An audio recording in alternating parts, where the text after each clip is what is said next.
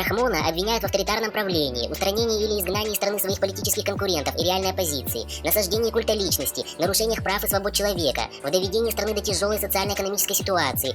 Куда увезли 16 граждан Таджикистана, которые вернулись из Молдовы. Досмотрите это видео до конца, и вы узнаете, как в Таджикистане начали наказывать за то, что вы просто покидали страну. Подписывайтесь на наше обновление, чтобы всегда оставаться в курсе событий. 16 граждан Таджикистана, которые вернулись 11 января на родину из Молдовы, были увезены с собой сотрудниками правоохранительных органов в международном аэропорту Душанбе.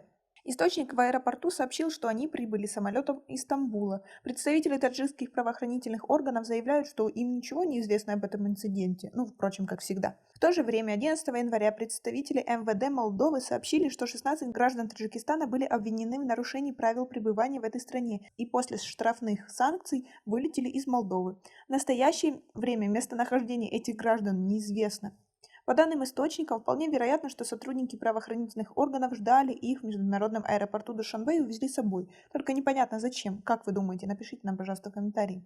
В общем, всех неугодных и оппозиционно настроенных Рахмон всегда старался посадить надолго. Ольга Пуалилунги, директор Бюро по миграции и убежищу при Министерстве внутренних дел Молдовы, в ответ сказала, что 16 граждан Таджикистана были привлечены к административной ответственности за нарушение правил. По ее словам, в воскресенье эти граждане за свои деньги купили билеты и улетели на родину. Также Михаил Воде, еще один представитель Бюро по миграции и убежищу, сказал, что все задержанные граждане Таджикистана покинули страну еще 10 января. Они не захотели сообщить какую-либо информацию о целях их поездки, не думая, что речь идет о незаконной миграции. Они выкупили билеты за свой счет, сами оплатили штрафы, и каждый выплатил по $90. Мы не имеем к ним никаких претензий, пояснил Воде. Также он сказал, что в случае с таджикскими гражданами не видит никакой политической подоплеки и отметил, что в Молдову приезжает не так уж много граждан из Таджикистана. Но в понедельник один из работников международного аэропорта на условиях анонимности рассказал, что во время прохождения пассажирами рейса Стамбул-Душанбе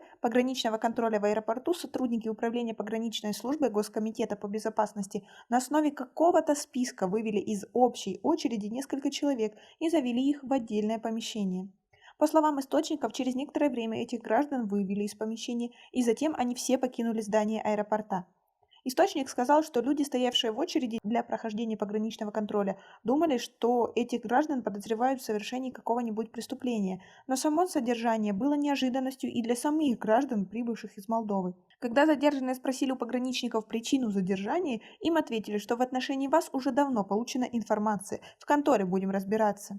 Что самое интересное, представители таджикских правоохранительных органов заявляют, что им ничего не известно об инциденте. Но, впрочем, как всегда, им ничего не известно, а потом они якобы через неделю вспоминают, что да, на самом деле такое было, что да. Как вы относитесь к тому, что людям, которые приехали из-за границы, приходится подвергаться допросам и еще неизвестно чему? Как вы думаете, это уже у государства паранойя? Свои ответы напишите нам, пожалуйста, в комментарии. Для того, чтобы народ не возникал наличию бедности и отсутствию свободы слова, чтобы он не мешал грабить семье президента и его окружению десятилетиями страну, в ней должен быть полный авторитаризм. Все это есть в Таджикистане. У нас пока на этом все. Оцените наше видео подпиской и лайком. До скорой встречи.